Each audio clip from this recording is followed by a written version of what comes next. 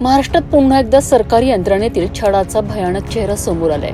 नोकरीच्या ठिकाणी होणाऱ्या मानसिक अत्याचारामुळे एका निष्पाप जीवाने आपले आयुष्य संपवले। ही केवळ आत्महत्या नाही तर व्यवस्थेवर गंभीर आरोप आहे। सिल्लोड शहर हादरवणारी धक्कादायक घटना समोर आली आहे।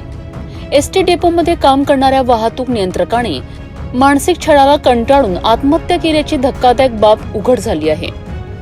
मृत व्यक्तीचं नाव शरद विठ्ठलराव भिवसणे, वय 40 वर्ष असून ते वैशालीनगर सिल्लोड येथील रहिवासी होते। ही घटना बुधवारी दुपारी 12 ते सायंकाळी 4:15 दरम्यान सिल्लोड भराडी रोडवरील एका शेतातील विहिरीजवळ घडली आहे। शरद भिवसणे यांनी विहिरीत उडी घेऊन आपलं आयुष्य संपवलंय। या प्रकरणात अत्यंत गंभीर आरोप करण्यात आले आहेत।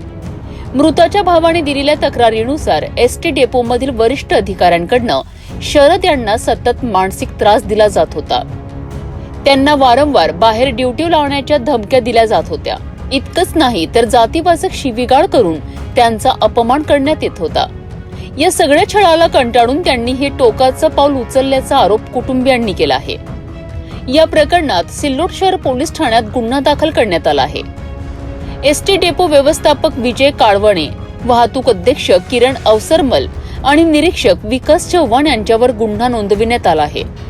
पोलिसांनी या प्रकरणाचा तपास सुरू केला असून आरोपींवर कठोर कारवाई होणार का हा प्रश्न आता सर्वसामान्यांच्या मनात निर्माण झाला आहे। एका कुटुंबाचा आधार हरपला, परंतु प्रश्न अजूनही तसाच आहे। नोकरीच्या ठिकाणी होणाऱ्या छळाला जबाबदार कोण आणि अशा घटना थांबणार कधी?